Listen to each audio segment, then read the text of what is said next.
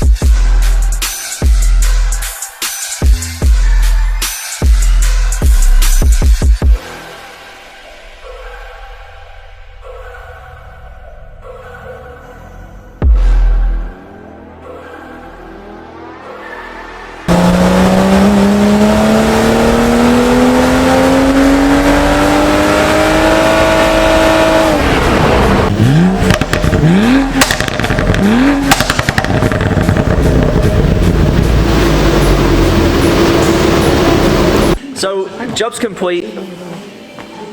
So the job's now complete. The car made 350 wheel horsepower and 489 feet-pound of torque, I think it was.